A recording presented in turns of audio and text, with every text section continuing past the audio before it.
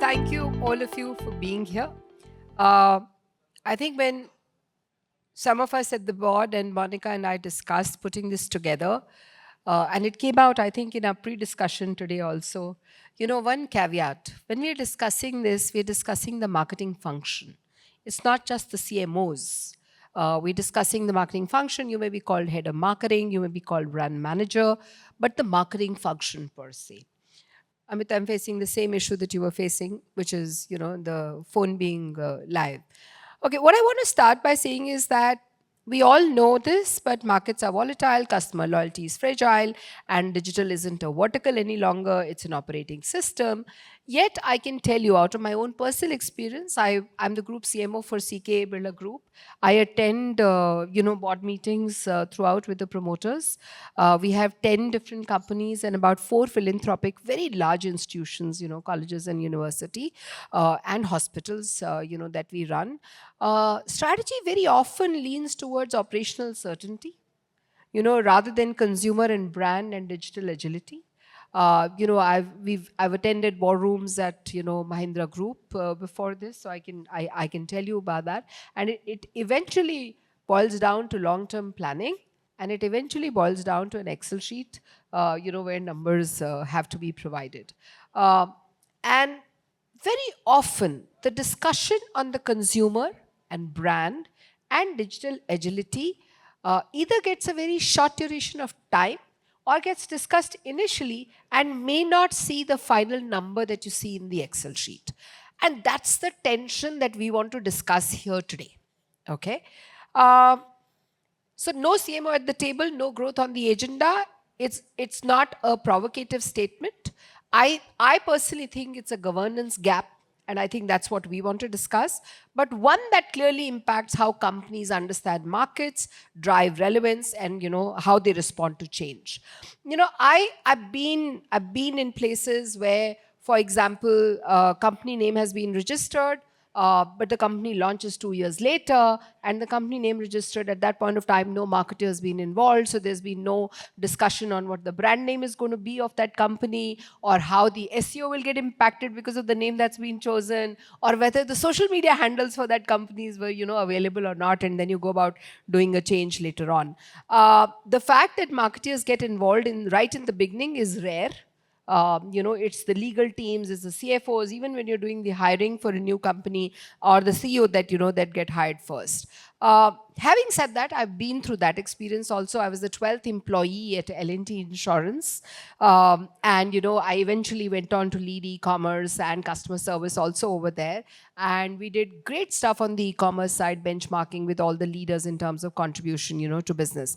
The difference is not about just the quality of marketing. The difference is about timing sometimes. When do you bring in marketing and when do you bring them to have the seat on the table? And there is data that supports this. So I'm going to just take 30 more seconds before I get my brilliant panelists to speak. There's about 2.4% of the global board seats are held by marketing leaders, only 2.4%. Just 17% of the board directors feel confident that their board understands digital marketing. So that's the contrast. This is a PwC study. And yet, companies, that embed, and you also have data which shows that companies that embed marketing in strategy see 2.4x growth, 14% stronger brand equity, that's a Deloitte study, and 30% higher odds of transformation success, that's McKinsey. Despite all this, the data is only 2.4% board members. So whether it is board members, whether it is them being CEOs, whether it is them being part of the C-suite, whether it's them being, chairing the strategy discussions, I think we have a lot of ground to make up. And that's a discussion I want to, drive today. So one of the first questions, and therefore, Sunil, I'm going to bring this to you first. Are CMOs truly on the decision-making table, or are they seen as communication leads? Thanks, Dipali. I think that's a great question. I've worked across multiple industries. I think there's some industries like FMCG where it is inherent to the industry, right? Where marketing, I'd say it's a marketing-led business, and marketing automatically has a seat at the table. I think where it gets interesting is when you get into other businesses, which are still B2C, which may be driven by something else, right? If I take aviation as an example, ultimately getting the network operations and pricing right is, 70-80% of the job. Because if you don't get that right, you're not going to get your business going. So there, I think it's very much a function of one, of course, what the CEO and what his background is. Does he or she appreciate marketing and the value of marketing? So that's one side. I think the other part is the CMO himself or herself, right? How how well are you able to communicate the value of marketing? How do you define the role of marketing? If you go back to college and if you think about marketing 101, right? I think pretty much everyone would have started with Kotler and, the 4 Ps or maybe now 6 Ps. I don't know, I've lost track, but the Ps are what the base of marketing is all about, right? It's unfortunate that over time people become advertisers. And then, you think of marketing as being a communication advertising function. So it really begins from, what marketing leadership thinks their role is. If you take on a broad role, if you say that I'm the custodian of delivering value to the customer and I will work with multiple functions to ensure that the business actually is able to deliver the value and derive value out of it, you will get a seat at the table. Thank you, Sunil, for being so candid and saying that, look, it is dependent on the incumbent. And I'm going to bring the same question to you, Sundar, but in a slightly different fashion. Just like Sunil, you've also worked in FMCG earlier. Now you work with an e-commerce company. How does a CMO go about doing that? How does a CMO ensure, the incumbent ensure that, look, I have a seat on the table, I'm discussing strategy, and I'm making an impact on all the decisions that Sunil says sometimes, is depending on how the CEO or the industry sees what marketing ought to be doing. How do we ensure that marketers are not just seen as advertising people? I think one way to frame this would be, if the marketeer slash CMO, there is an input metric and an output metric. Input metric is everything related to brand, campaigns, 4Ps, top of mind consideration. I think there is one layer of doing that. But if you move to an output metric of I will own A, B, which drives the revenue this way, you get a seat at the table. Otherwise, you will not get a seat at the table, right? At Myntra, I own user number and customer number, which will translate to the GMV number, right? Simple. If I go there and say, yes, my campaigns are doing well, and I stop at that, no one's going to call me for the next meeting. But if I say I'm doing campaign A to grow user from this to this, and then I go back and showcase that, then there is. So to me, it is about owning that output metric, and it could be different across each industry, each company probably, and each stage of life of the company. Yes. But I think owning that output metric is probably the one way that a CMO will get a seat on the table. Yeah. Or owning an input metric which really makes a difference to the company in its balance sheet that year. I remember it's a day, I totally endorse, first of all, what Sundar has said, but I just want to share an experience. It's a dangerous strategy sometimes. I joined Mahindra Holidays and I was supposed to bring in a change in the performance marketing side. I changed the KPI for my team as well as the agency from cost per lead to cost per acquisition. In the process, I lost my full team and the agency. But we delivered the number eventually. But you got a seat at the table. Yeah, we got a seat at the table and we delivered numbers eventually. Okay. So Nikhil, now to you. You lead the business, you're the CEO, and thank you, Monica, for putting this panel together. I think without the CEO's perspective, I think our conversation would not be complete. So you've heard, both the CMOs telling us how important it is. We've also heard that in FMCG, it is about driving the business. What's your observation?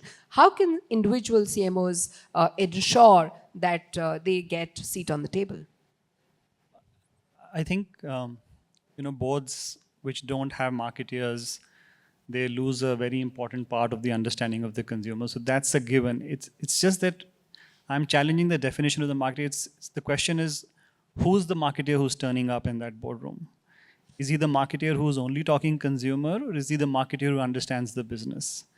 Is he the marketer who will not compromise on a delivery, or is he the marketer who's willing to understand what delivers profit for the company. Yeah? What is the level of the marketeer's understanding on the production side? What does what does she understand about future goals of the company? Those are important, and I think that's why this question comes up again and again. Yeah, there's a certain quality of marketeers which I feel is relevant for being in the board, and when that's missing is when we feel a little challenged to include marketers, because intuitively the board, I think, understand the pure customer need that they always get. Yeah, from my perspective, in a pure FMCG example, the consumer wants 10 flavors of Mentos in a Mentos roll. That I understand, right? But does the marketer understand that to put 10 flavors in that roll, there is a whole backend needed at the machine level, and ultimately you will end up with a gross margin which is negative? That understanding, and this is a very basic example, but that understanding is relevant for marketers to come onto the board. Thank you, Nikhil, for that perspective. And now, now I'm going to ask a provocative question. Therefore, let me go to Sundar first. Is the title CMO enough? Do you think we should change the title to change the structure, or to change the impact? My answers to that question is I don't care what the title is.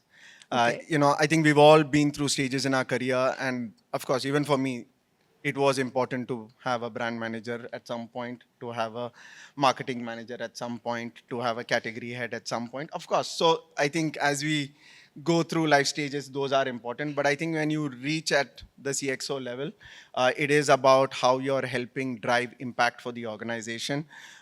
These titles honestly don't matter, whether it is CMO, CGO, whatever else shouldn't matter. How are you impacting business is the only thing that matters. I agree with you there, Sundar. Sunil, what's your point of view? Do you think we should change the title? I must confess, there was one of the companies where I worked where my title said Chief Marketing and Digital Officer. Okay, I must confess. Yeah, as two separate things. So, Sunil. See, first of all, I agree with Sundar. It doesn't really matter. I mean, if I look at what I do a lot more than what would typically be called marketing. Marketing. But having said that, I would argue that rather than changing the title, right, which to my mind is a bit of a cop-out, because marketing is a lot more, I think going back to your first question, marketing is a lot more than just advertising, right? So it's really about keep CMO or whatever title you want, but make sure that you infuse meaning or the right meaning into what marketing stands for.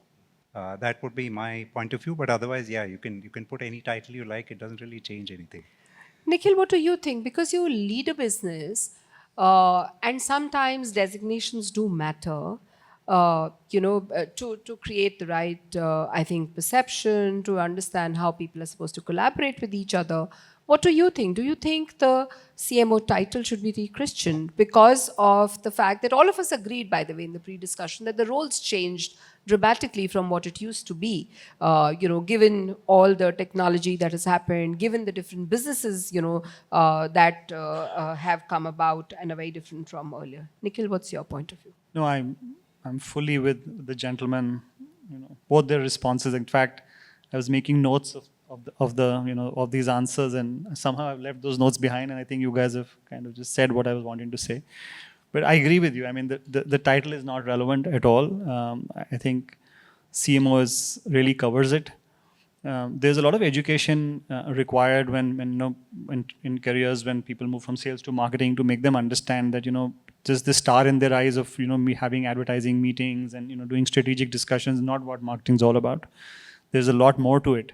So I don't think title change will really help. Yes, if it's a recruitment decision and you want to attract talent and that's where it is, I don't really care. I mean, if people want a different title, but honestly, CMO really covers the whole gamut of marketing for me.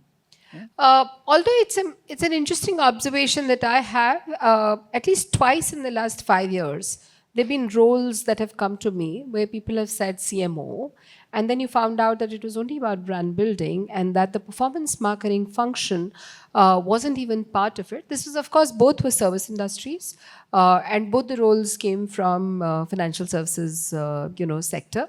I've spent 10 years doing financial services, and I did say no to those roles. So that's another call that I think when they were earlier talking about the fact that it is dependent on the incumbent, how you kind of perform over there. When you say that the titles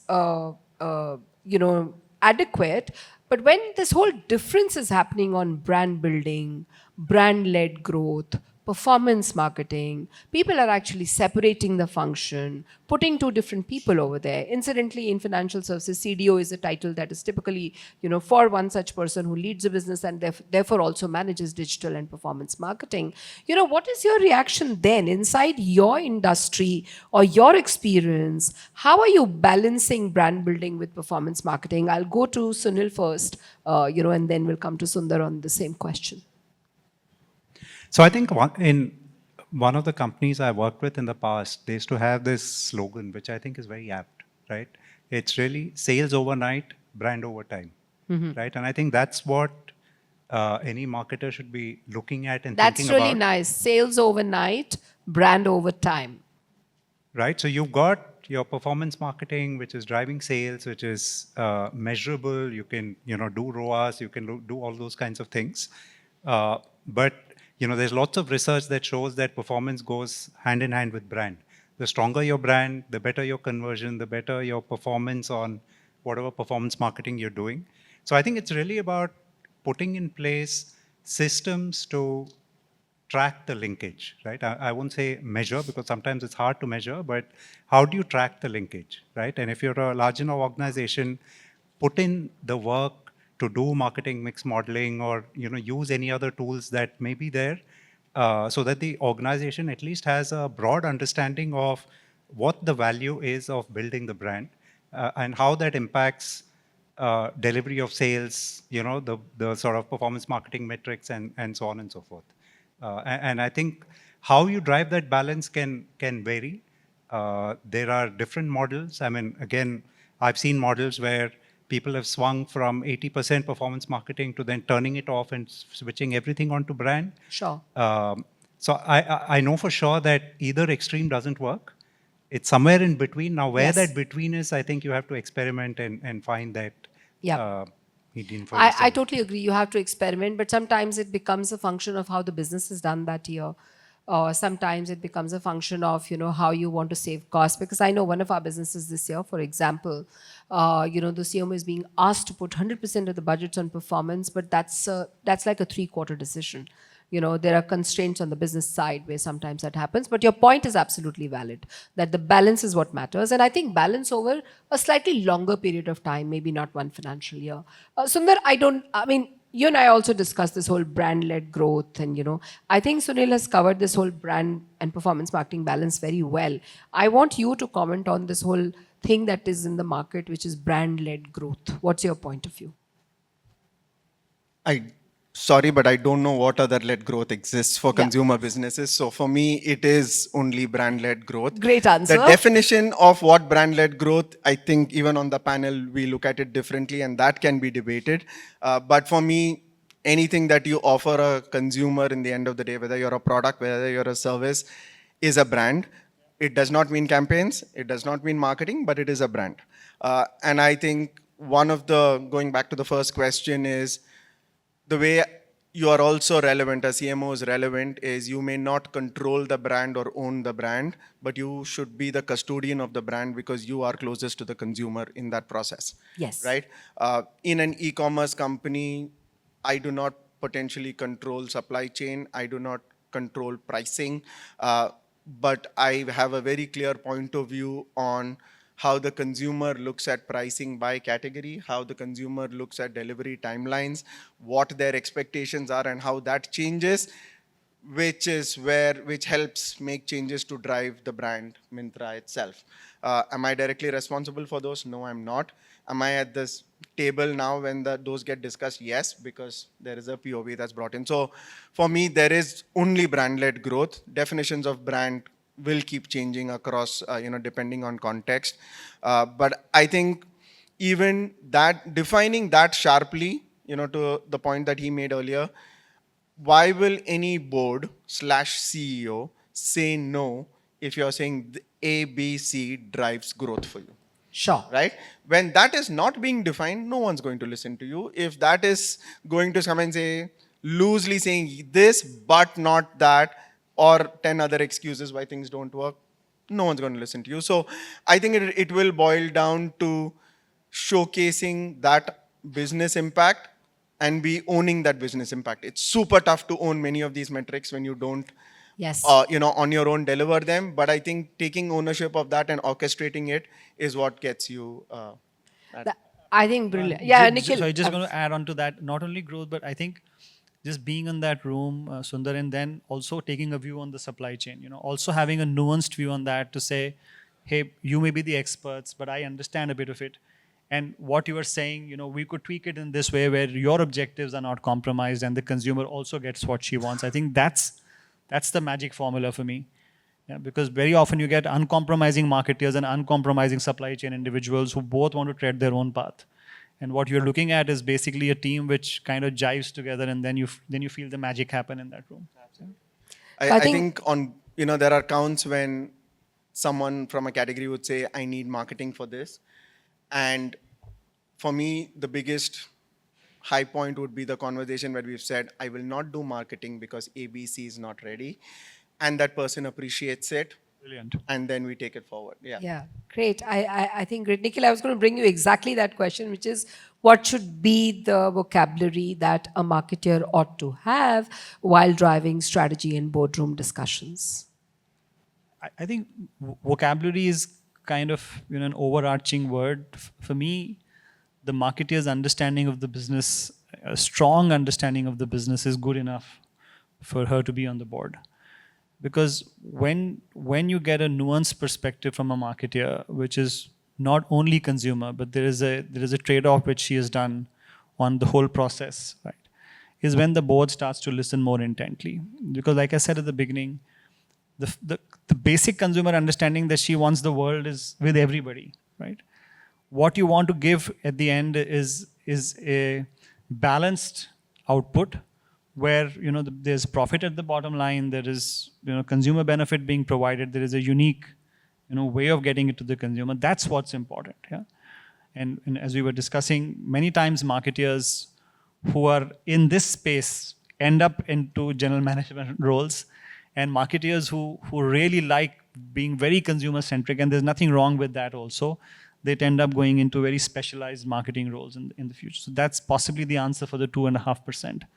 Because I've been a marketer, and I do realize that when you make the move, you suddenly realize that where is all the cool strategy gone? Yeah, there is a whole, forgive the word, postpartum separation when you move from marketing to general management, saying, oh my God, where is the ad agency? Nobody's coming to meet me.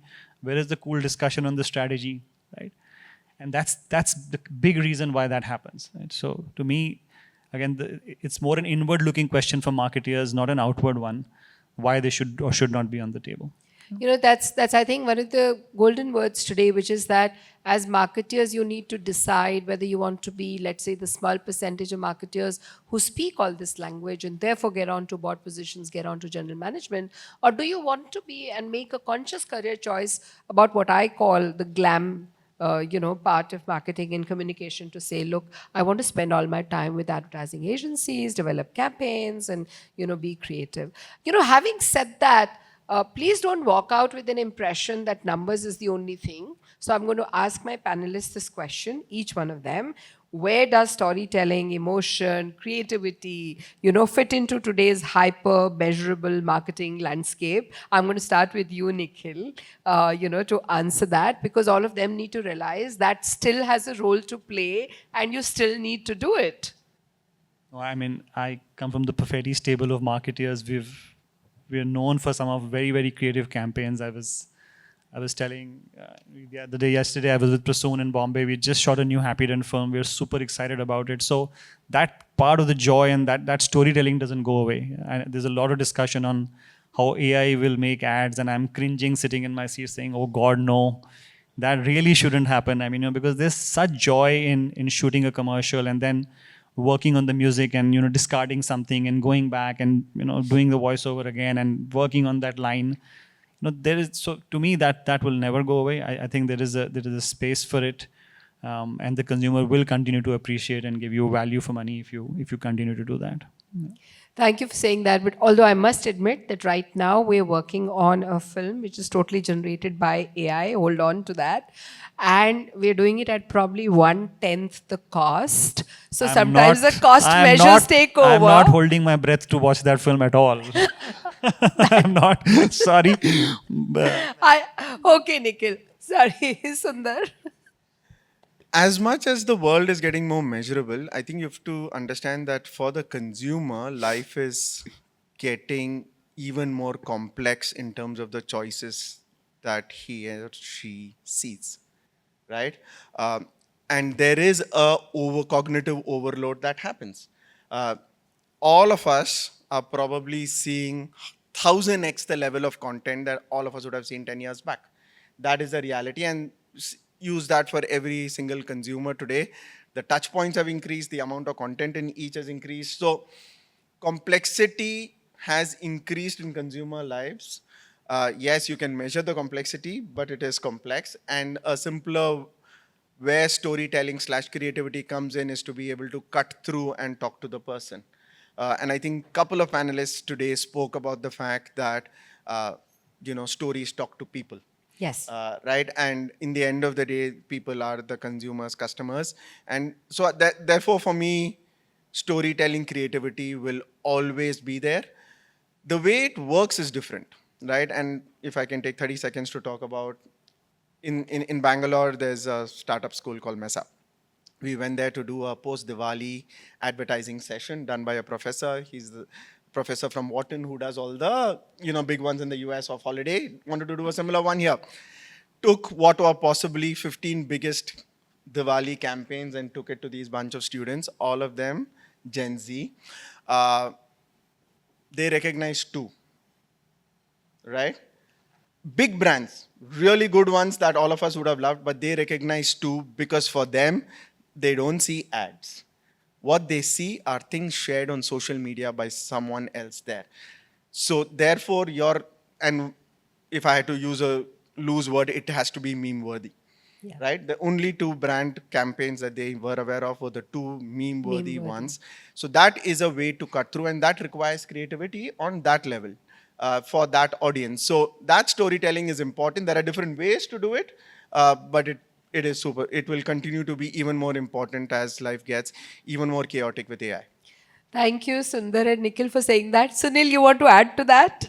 I think the only thing I'll say is my wife has a T-shirt, which I think is fantastic. It says, "The world is made up of stories, not atoms." Oh, great. I Thank completely you. agree.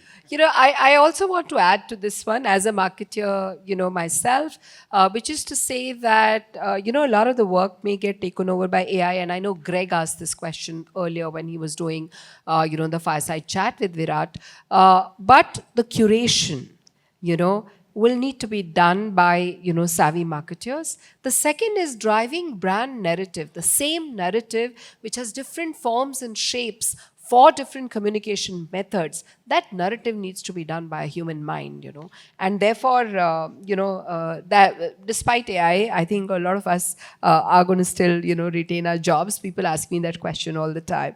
Now, the last question. I've been told time's up. The last question to each one of you, which is in your specific industries, what are some of the challenges and opportunities that you see? Quick ones before we can break for lunch, I think. Right. So just the last question to the three of you before I conclude. All right. In our industry overall, I think given that it is a business that's so heavily reliant on getting operations and operational processes right, it's educating the entire organization and also building a model for ourselves, right, where we're able to prove the value that marketing delivers. And I think that is a big challenge that as a marketing team, I think you need to overcome to be able to get to the table, right? I mean, going back to your first question. Yeah. Thank you. Thank you for that, Sunil. I think for everything in e-commerce, there is just so much data. There's more data than possibly any other industry that we have. So how do you be harmonious between data storytelling for the consumer? Because at the end of the day, the consumer, if I had to take fashion, is looking for how do I look when I walk out of my home? It is that simple. You can slice and dice all the data you want, but how do you harmoniously work between data and storytelling to capture and drive, offer that benefit to him and her is really what the industry needs to move to. Nikhil? I mean, my answer is very traditional.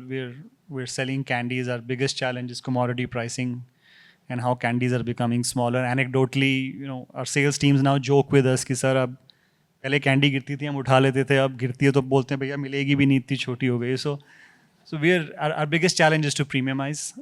That's what we're hoping to do with consumers. We have the, you know, we're burdened with the cross of the 1 rupee and the 2 rupee price points.